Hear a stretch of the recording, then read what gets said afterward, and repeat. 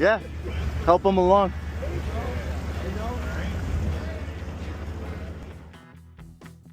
Top of the wheelhouse, I have one. We have one right underneath the chin.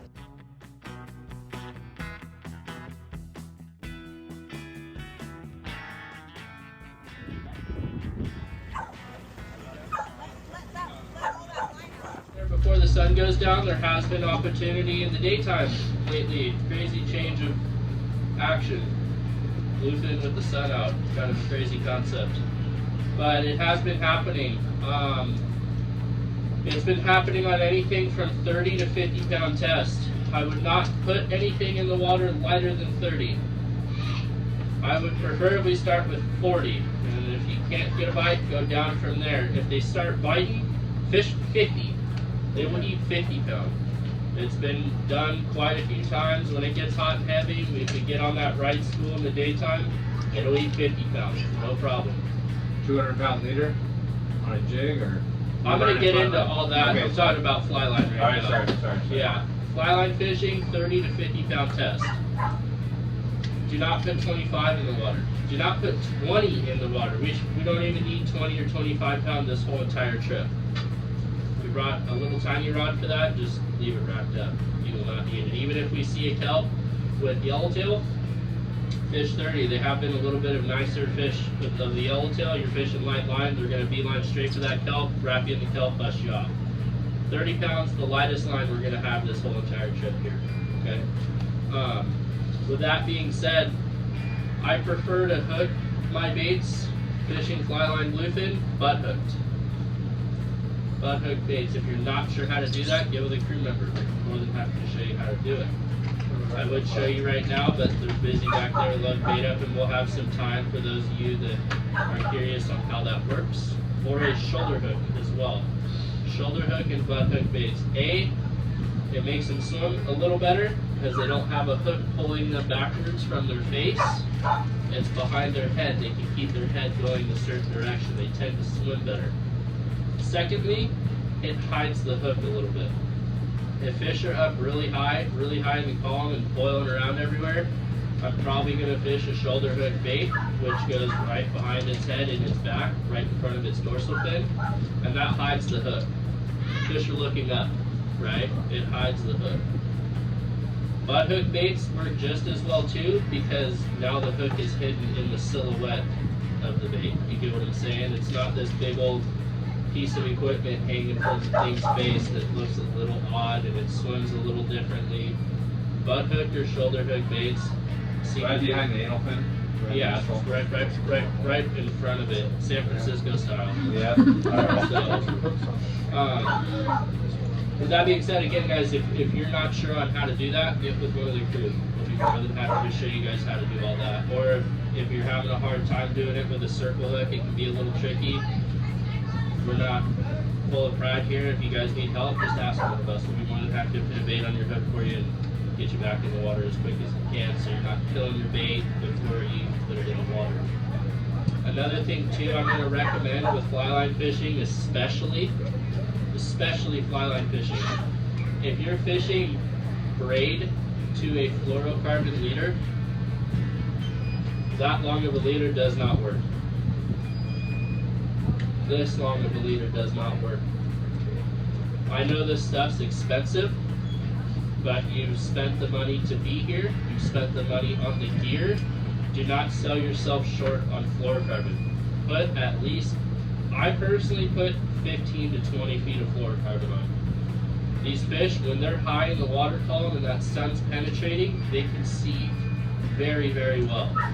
They will see bright yellow braid, bright white braid, bright blue, whatever pink rainbow color braid you got.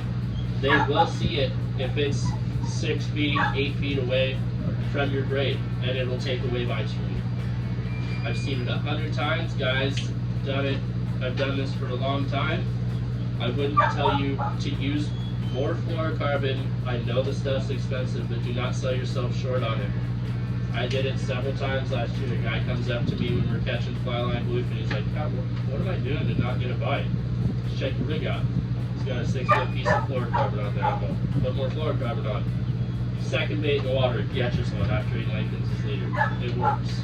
If you're fishing mono to a fluorocarbon leader, you can absolutely get away with this. It's the braid, the straight braid to fluorocarbon. Put a long leader on there. Don't sell yourself short. You came all this way, spend all this money to do it right. Do we run straight mono or you want fluoro on the end? Fluoro is mandatory on these things. They got teeth. Alright, that's all I need. If you're fishing, again, mono, put a little piece of fluorocarbon on there. You can get away with it if you're fishing mono.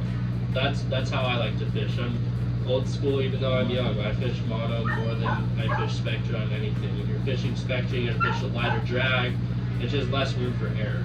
You know, it's easier to blow your reel up. It's pull hooks. It's bad things happen. I try to fish Spectra only when I absolutely have to.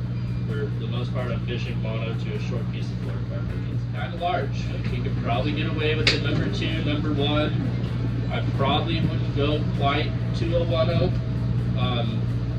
And maybe if you have like a 50-pound rod, if you have like a 30, 40, and 50-pound fly line rod, maybe put a 1-0 on the 50-pound, because if they're starting to bite the heavy string, they're not going to give a flying shit about how big the hook is. It's all bait selection. Okay, so I would try to keep around the number 1, number 2 circle hook. That's another thing that's kind of mandatory too, is circle hooks. Especially some of these fish are, 60 to 80 pounds. Their mouths are this big. They will inhale a sardine that's this big around pretty quickly, right? It's not like a yellowtail where it kind of mouths it for a second, spits it back out, kind of crushes its head, and then swallows it. It's swimming by and disappearing, right?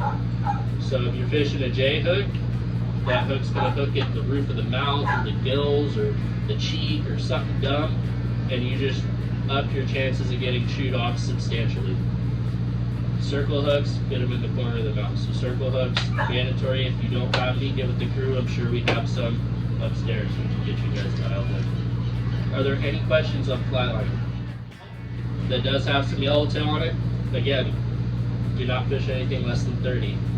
Leave the bass rod racked up. These fish will, I've heard quite a few times already in this last week where guys stop on a good one where they had the opportunity to catch, 20-something yellowtail and they caught 3.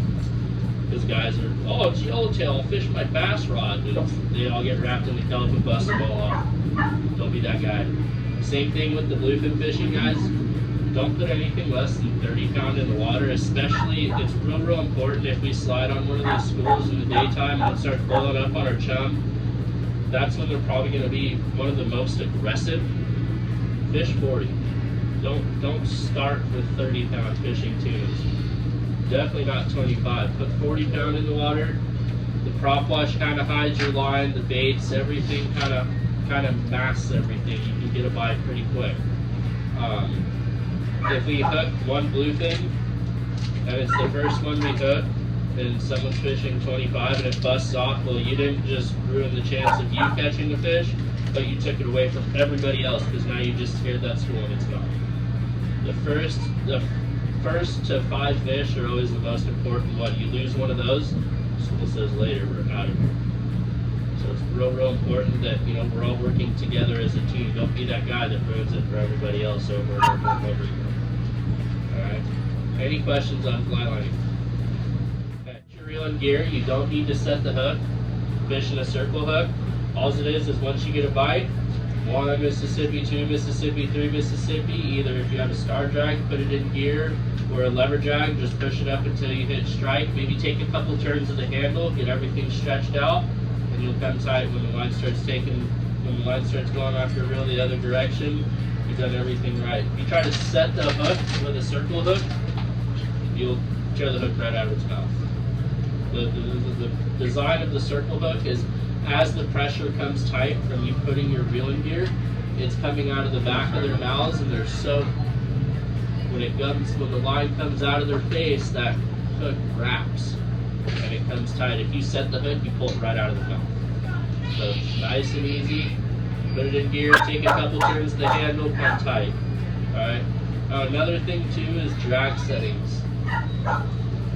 Get with the crew, please. Like, it's fishing. We don't know if we're gonna go out there and get 20 shots. We might get 1. right? And we don't know what's going to happen. So it's better to be prepared. You can always add more at first. You can't take it away. So if you're set for bust off mode, you put your reel in gear and that thing comes tight for a split second, it goes pow! Now you're that guy again that just scared the whole school away. Right? You don't want to do that. Fish has got to take line. It's going to be its most aggressive, most hot when you first put a hook in it. That is when it's going to take line. It will not school you. I watch it all the time too, where guys put the reel in gear, they come tight, the fish starts taking line for 5 seconds, and they think, oh my god, I'm going to get schooled. No, let it take line. As that spool diameter decreases, the drag pressure increases. So the more line that comes off of your reel, it's actually putting more pressure on that fish. So you don't need to add more. If it gets down to, you know, your last 10 racks, well yeah, you're either going to have to bust it off or hopefully turn it around. But don't initially just max drag it or lock it down because your fish is taking line. That's what we all came to do, is watch fish take line off our reels, right? It's the best part of the whole thing. So, stay calm and composed. I call it tuna vision. Don't have tuna vision, where anything and everything else around you is irrelevant, doesn't exist.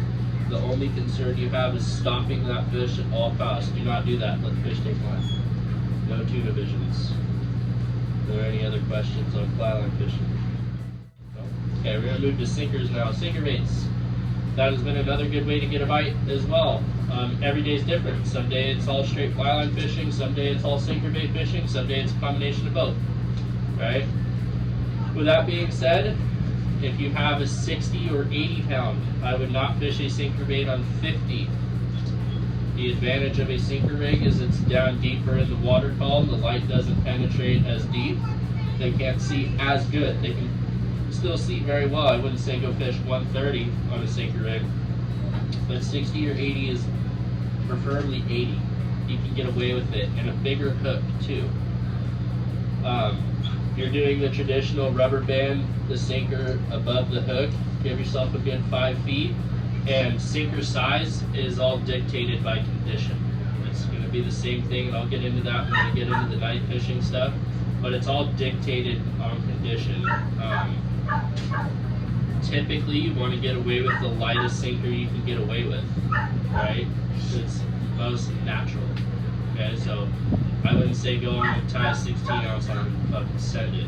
It's not. It's a little bit more work, but to do it right, everything's work to get it done right. So I'd start with like a 6 ounce, and if your bait just looks like it's starting to fly line away from the boat, maybe go to an 8.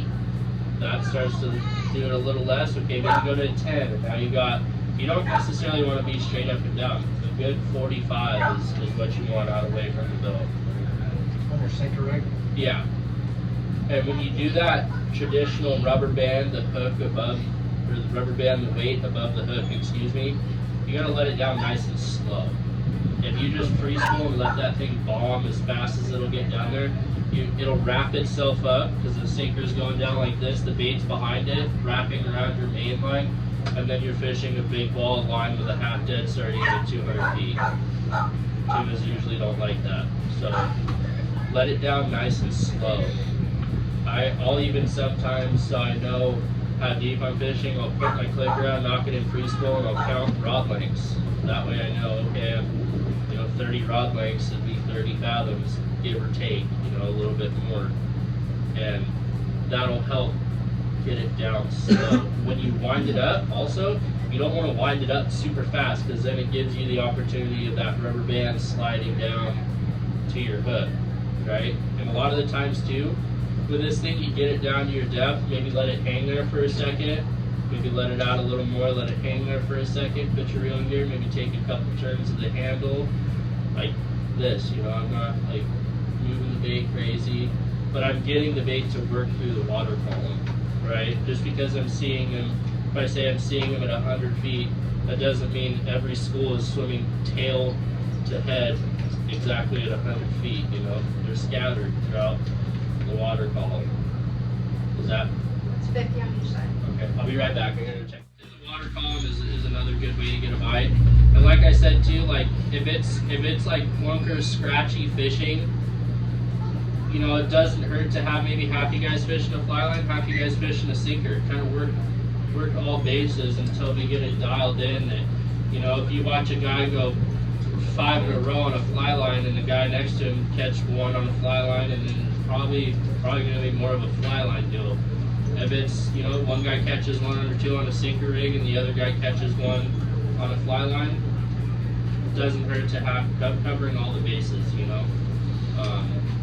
So again, heavy line, bigger hook. I'd probably be fishing a 2-0 with my sinker rig, and not like the fly line. When you're fishing a sinker rig, you want to nose hook that bait. If you try to butt hook or shoulder hook it, you're just gonna drown it. You're gonna drag the thing backwards on its way down. It's gonna shove water up its gills backwards, and you're gonna be fishing not only a ball of line, but a dead sardine at 200 feet. That's gonna do you no justice. Take yourself out of the game before you're even in it.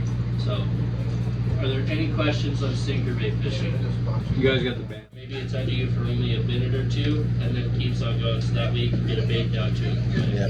But you're more than welcome. You know, we don't know. Like I said, it's fishing. Like, we could get out there and it could be quick stops. You know, where we hook however many we hook on the slide, and the school goes away.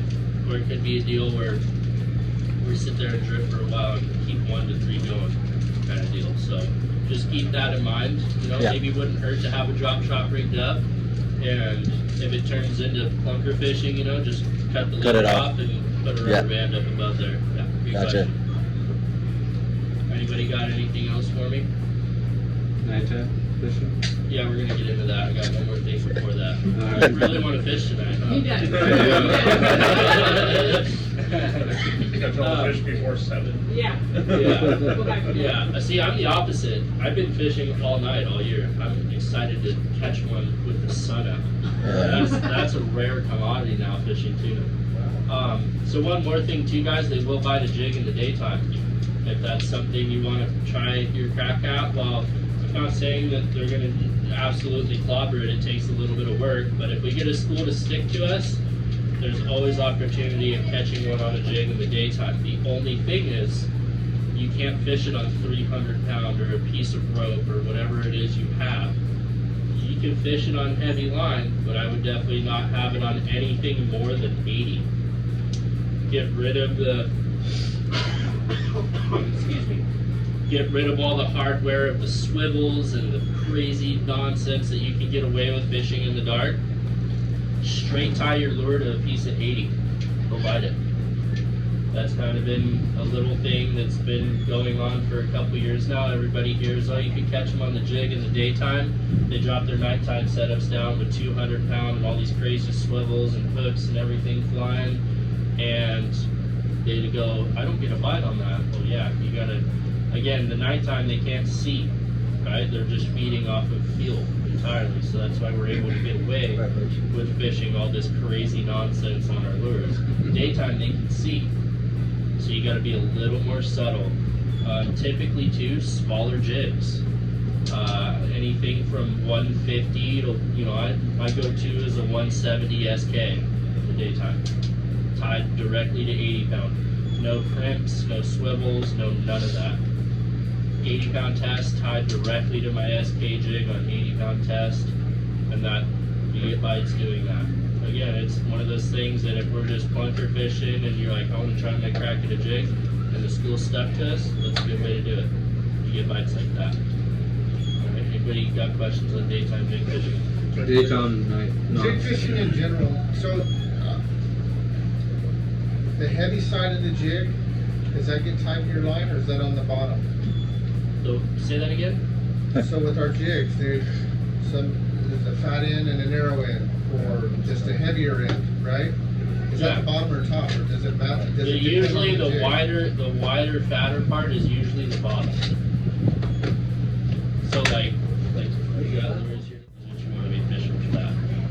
Anybody got anything else? Okay. Nighttime fishing now.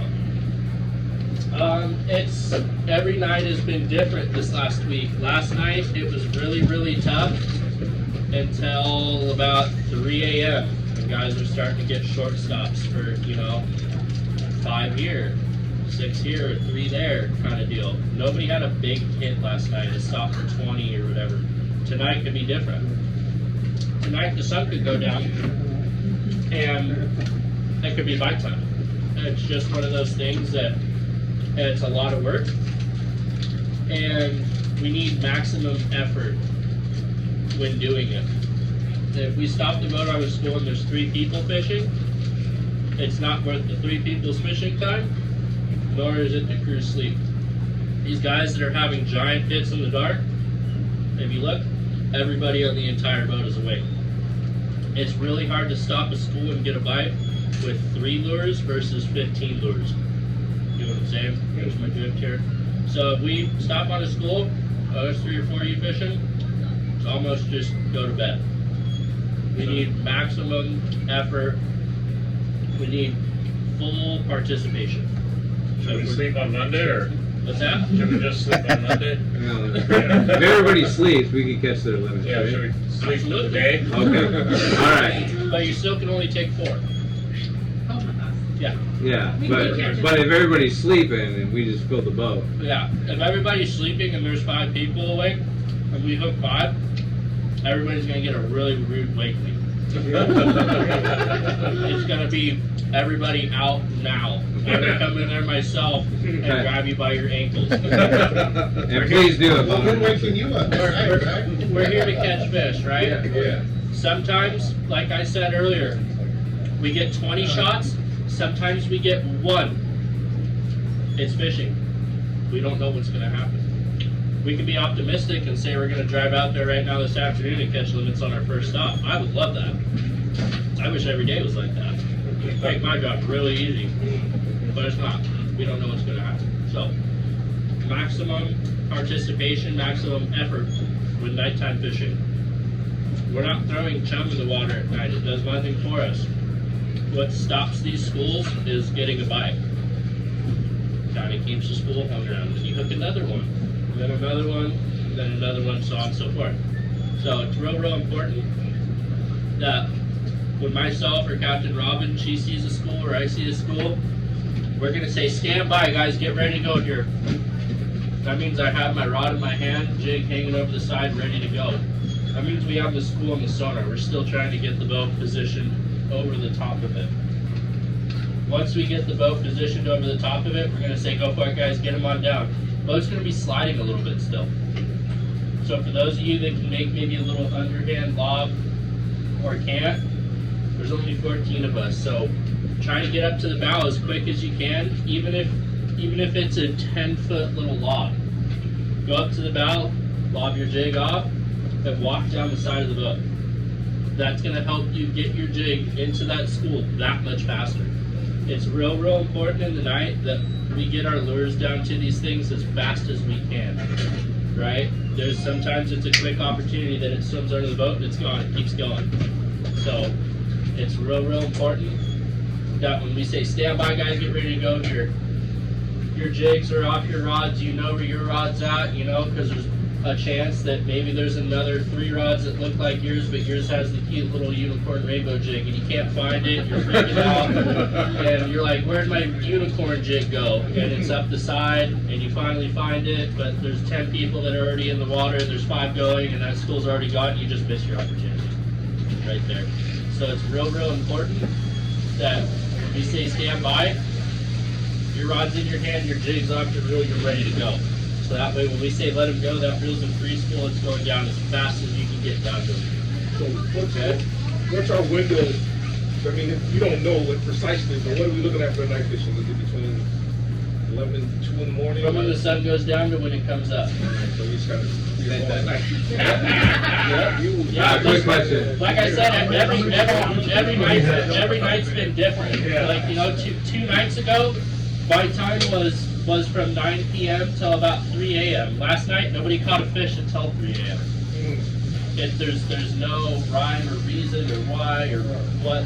It's just be there, and you want to be there when it's biting, right? Yeah. So, what's up? Everybody's on the deck, right? We're all working together. I heard him say we cast out the bow and then we work down. Yeah, Right? yeah. 'Cause Don't be the last guy out and go to the corner. Yeah, I mean you can, but then you're gonna be way behind the fish. Yeah. That's but the whole advantage. Of I going figure to the like bow. when everybody works right, Yeah, everything's better. It's all teamwork. Nobody gets tangled. It's all teamwork. Yeah, it's all You know. teamwork. So I'm willing to wait for a couple people to cast in front of me as long as somebody's not casting wrongly in front of me. So yeah. You know yeah. what I mean? But We're like I 80 said, foot even down if you and somebody's dropping right. Drop it down. Yeah. Do what you can do. Exactly. Yeah. Even if you walk up to the front and just simply put it in free spool and it starts going down, you just walk down the side of the boat with it. Whichever way your line goes, whether it's this side of the boat or that side of the boat, we're just going to be walking down the side. Eventually, everybody's going to end up in the stern. Which brings me to this is, obviously, and I forgot to say this earlier, for those of you that have never done this, no angles, no tangles, right? We gotta stay right in front of our lines. Well, it's twice as important when you're fishing in the dark. A little teeny tiny bit of angle off your rod tip is off your rod tip, and you're looking at it, he's like, oh, he's got a little angle too, we're good. That's at your rod tip. Your lure is 300 feet away from you. It's all the way over there, right? A little bit of angle goes a very, very long way. So it's real important that we are dead nuts right in front of our line, especially fishing in the dark when we're fishing as deep as we are sometimes. A little bit of angle goes a very, very long way. So once we get stopped and we start sliding down, coming to the stern of the boat here, make sure that, you know, like, look at your angles. Sometimes it's a lot easier in any situation to just put your rod tips together, and that'll tell you, okay, I need to go under you, or I need to go over you. Always put your rod tips together. Even if you have two fish hanging and they start to get closer to each other, I see people do it every trip, all day, every day. They think, oh, I'm going to pull mine away from yours, you do the same. No, that's not how it works. It actually makes things 10 times worse. If you go like this, and you go away, it makes more of an angle, right? If you go like this and put them together, put your tips together, you can tell which way you need to go really quick, because if they are wrapped, it's going to bring that wrap up to your rod tips, and you're going to be able to see, oh, okay, I need to go over you. All right, always go towards each other if your fish are coming together. Do not walk away from each other. All right? How many do we get in the... 45 in there. There's enough of one bounty. Okay. And if you want to take Joby.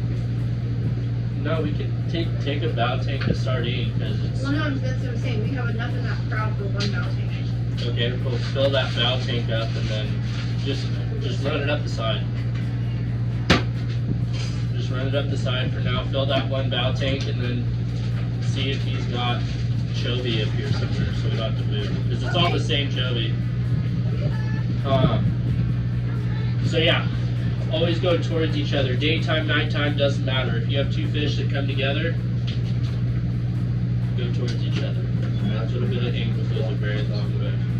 What's that? It's a natural reaction to go away. Exactly. Exactly. I've Always seen come people do it a together. million times, like, ah! Yeah. Always come together. You'll hear us say that. Come together, guys. Come together. Rod tips together, and we'll sometimes even grab your rod tips and go like this, so we can see and get you out of a sticky situation before it gets worse.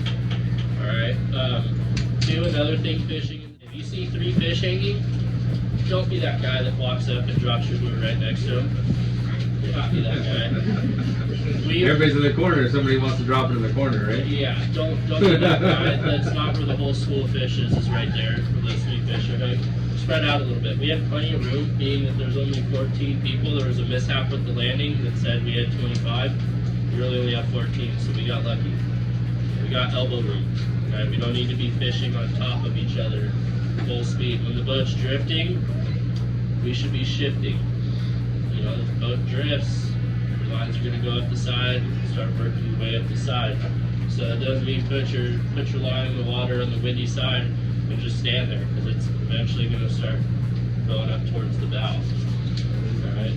If we're drifting, you should be shifting. Okay. Wind in your face, right? I didn't hear you say that, Yeah, right? yeah, wind in your face, you're in the right place. And no angles, no tangles. How things go. Lure selections. Let's get into lure selections.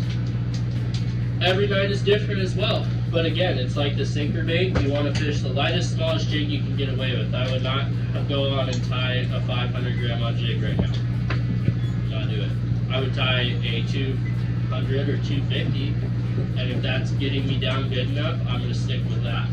If I drop it and it starts to scope way away from the boat really quick, I'm going to wind it in real quick, and I'm going to put another one on that's a little heavier. Okay? Typically, a good starting point is a 300 gram.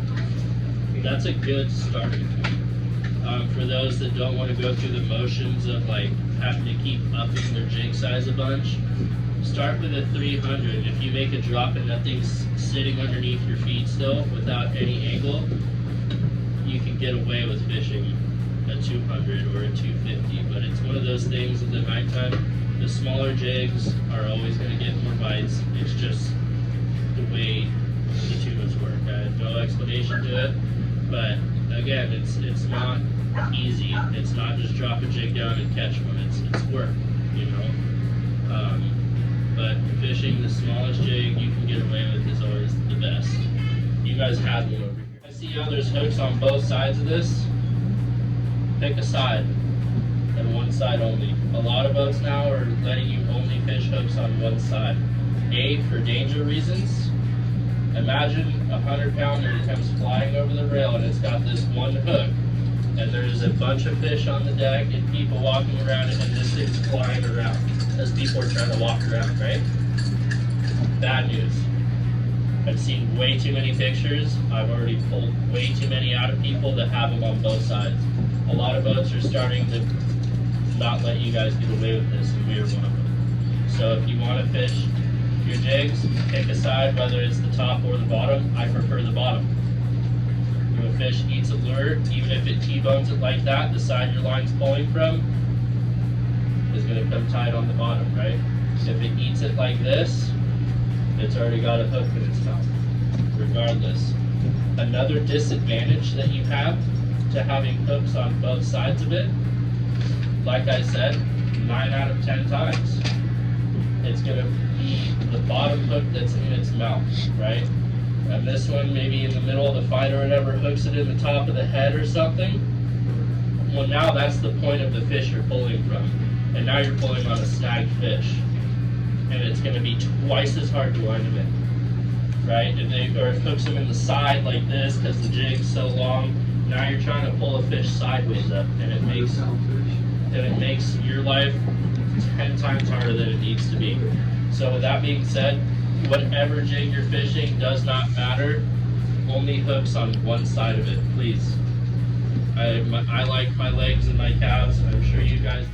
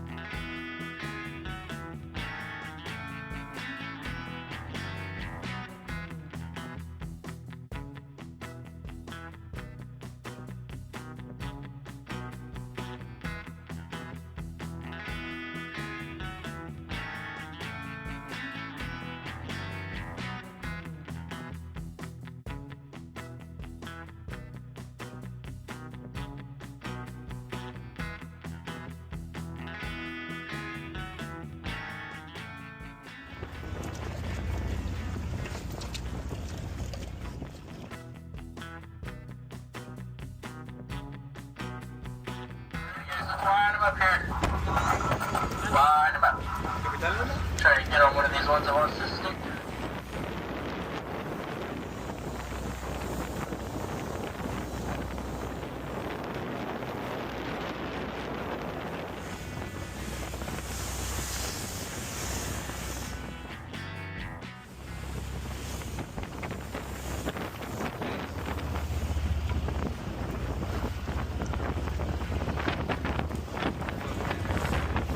Huh? Yeah. I agree.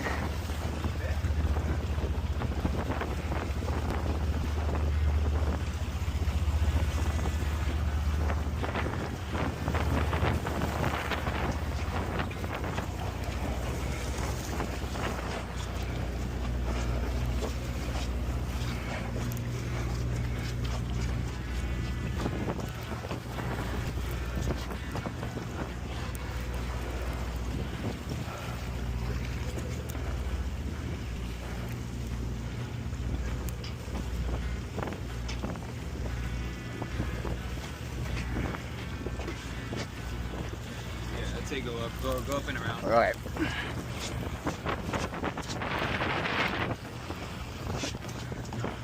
You got it?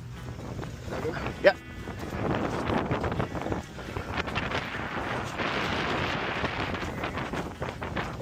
Got it. Thanks, bro.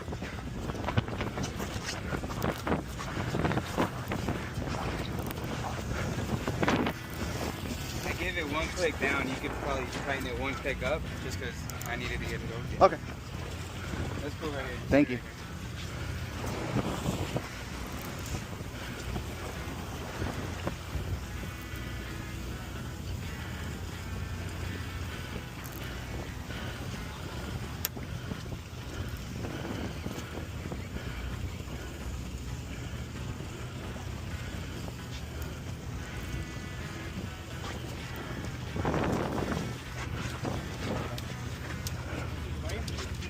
£30? 40. Everything? Everything.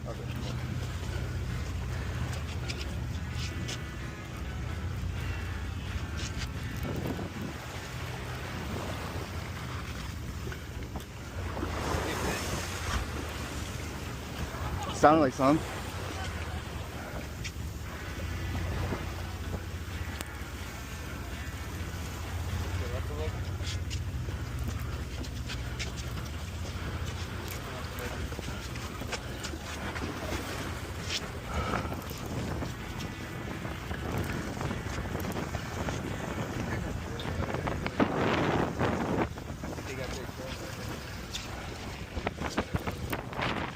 Get some more line on?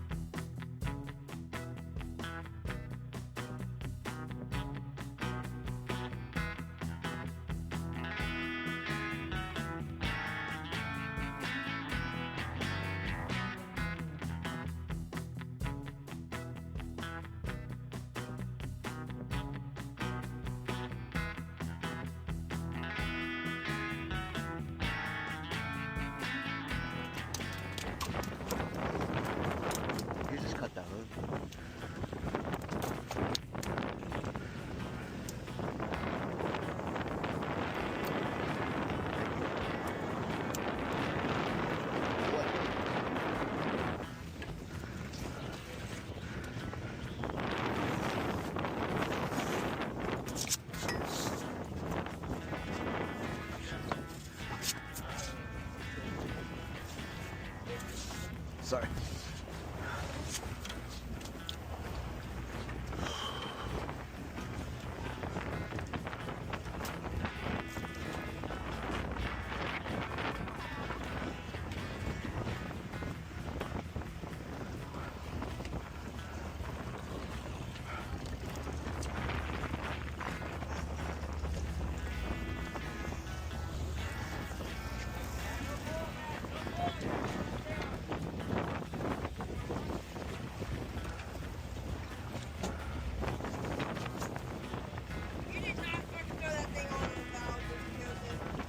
No.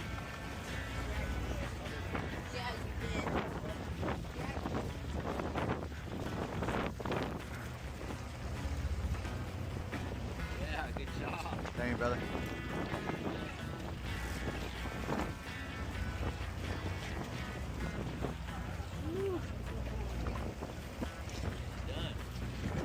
One down.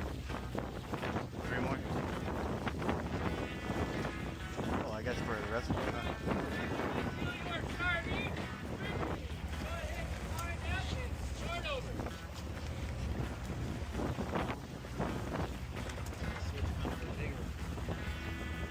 Yeah, that's true.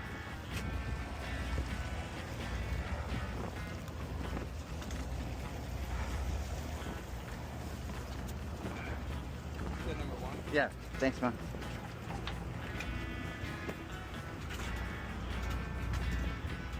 Whew. I just got one right now. This is like a